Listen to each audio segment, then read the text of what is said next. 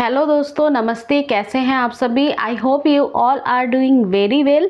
आज के वीडियो का टॉपिक है कि यदि आप माता पिता बनना चाहते हैं, यदि आप गर्भ धारण करना चाहते हैं और लगातार आप प्रयास कर रहे हैं कि आपको प्रेगनेंसी कंसीव हो जाए, लेकिन फिर भी हर बार जो है आपका इम्प्लांटेशन फेल हो जाता है। जिन लोगों को मालूम नहीं है कि इम्प्लांटेशन क्या होता है, उन्हें मैं बताना चाहूँगी कि इम्प्लांटेशन को ही हिंदी में आरोपण कहा जाता है। जब आप संबंध बनाते हैं और आपका यानी महिला का अंडा पुरुष के सेल से यानी स्पर्म से जाकर मिलता है और फर्टिलाइज्ड होता है, देन ये फिलिपियन ट्यूब से ट्रैवल करता है और ये चला जाता है आपके यूट्रस में। यूट्रस की लाइनिंग से जब जाकर ये एक जाइगोट की शक्ल में चिपकता है, तब एक भ्रूण का निर्माण होता है और बच्चा विकसित होता है। इस पूरी प्रोसेस को इम्प्लांटेशन कहते हैं, यानी गर्भ में आरोपित होने को ही इम्प्लांटेशन कहा जाता है। कई बार आरोपण फेल हो जाते हैं और फेल होने के बार बार क्या कारण है कि आपको बच्चा नहीं रुक रहा है, आज के वीडियो में हम यही जानने वाले हैं। जब आरोपण फेल हो जाता है तो यह कई कारणों के कारण से हो सकता है। असफल आरोपण के कुछ सबसे आम कारणों में से हार्मोन असंतुलन, यानी इम्प्लांटेशन के वक्त अगर आपका हार्मोनल इम्बैलेंस है तो फिर आपको इम्प्लांटेशन में दिक्कत आ सकती है, इम्प्लांटेशन नहीं होगा। प्रजनन प्रणाली में संरचनात्मक कोई भी कमी है या फिर समस्या है तो भी आपको इम्प्लांटेशन नहीं होता है। हार्मोनल असंतुलन सफल इम्प्लांटेशन या फिर गर्भधारण और आरोपण के लिए आवश्यक हार्मोन्स के नाजुक संतुलन को बाधित कर सकता है यानी बिगाड़ सकता है।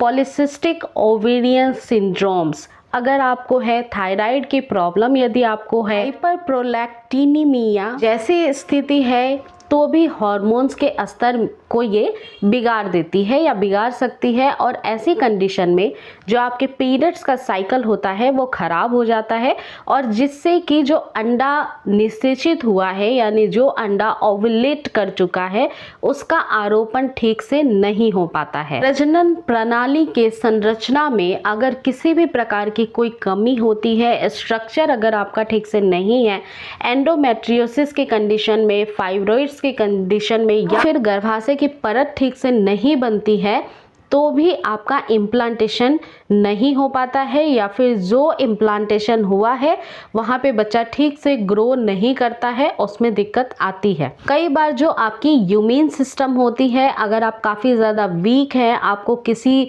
वजह से हेल्थ इशू है, कोई बीमारी है, तो ये भी कहीं ना कहीं आपके इम्प्लांटेशन को ख़राब कर देती है। जैसे कि एंटीफास्फोलिपिड जैसे कुछ सिंड्रोम्स होते हैं जो कि आपके ब्लड के थक्के को बनाने का कारण बन सकती हैं और विकसित जो भ्रूण होता है उसके पोषक तत्वों की पूर्ति करने के लिए प्लासेंटा की क्षमता में बाधा उत्पन्न कर देती है।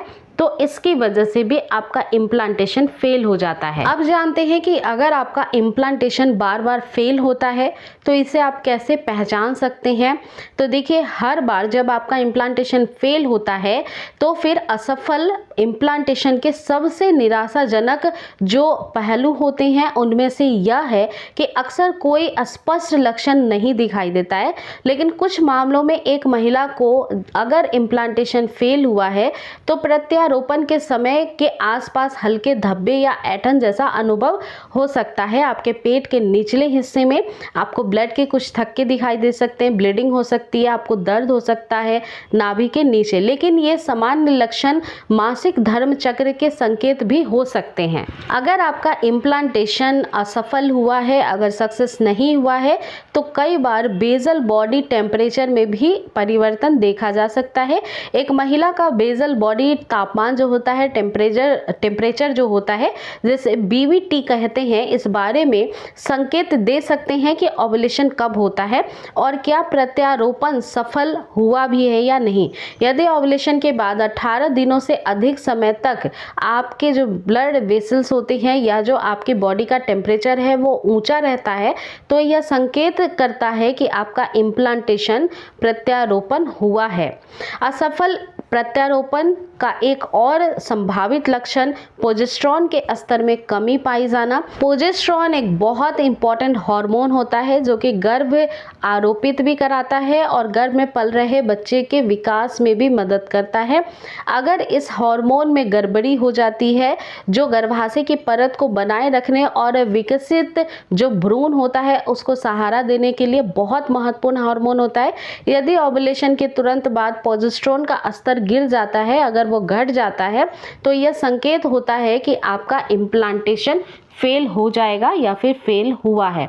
तो ये काफ़ी सारे लक्षण होते हैं, काफ़ी सारे कारण होते हैं इम्प्लांटेशन फेल होने के। यदि बार बार पीरियड्स आने के आसपास के डेट के दिनों में आपको पेट के निचले हिस्से में पेन हो या फिर ब्लीडिंग स्टार्ट हो जाए या बार बार ब्लड के क्लॉट्स जाने लग जाए, तो समझ जाइए कि आपका इम्प्लांटेशन बार बार फेल हो रहा है। और इसको जांच कराने के लिए आप नज़दीकी किसी डॉक्टर से मिलें और ज़रूरी टेस्ट करवाएं। जो भी प्रॉब्लम आपकी बॉडी में इंडिकेट होती है, मान लीजिए हार्मोनल प्रॉब्लम है आपके बॉडी में, प्रोजेस्टेरॉन एस्ट्रोजन नहीं बनता है, तो फिर इसके इंजेक्शंस भी दिए जाते हैं, इसके मेडिकेशन भी डॉक्टर स्टार्ट कर सकते हैं और उसके बाद फिर सब कुछ ठीक होने के बाद आपको प्रेगनेंसी रुकती है। तो बार बार इम्प्लांटेशन फेल होना एक बहुत बड़ा वजह हो सकता है कि महिला प्रेग्नेंट नहीं हो पाती है। और इम्प्लांटेशन फेल होना आपके शरीर को भी कमज़ोर करता है, तो फिर इसमें एक बहुत ही अच्छा हेल्दी बच्चा भी नहीं जन्म ले पाता है ऐसी बॉडी में। तो अपनी बॉडी को स्वस्थ रखने की कोशिश करिए और इसके लिए जल्द से जल्द डॉक्टर से मिलना बहुत ज़रूरी है। आज के इस वीडियो में हमने जाना कि इम्प्लांटेशन फेल होने के कौन कौन से लक्षण होते हैं और क्या कारण हो सकता है। अगर आपको इस वीडियो से रिलेटेड और भी कुछ पूछना है तो नीचे कमेंट सेक्शन में मेंशन कर सकती हैं। अगर आपको वीडियो पसंद आई है तो लाइक करिए, इसे ज़्यादा से ज़्यादा शेयर करिए। चैनल पर न्यू है तो मेक श्योर चैनल को सब्सक्राइब कर लीजिए। मेरा नाम पूजा है। अगले मुलाकात नई वीडियो के साथ होगी। Thank you so much.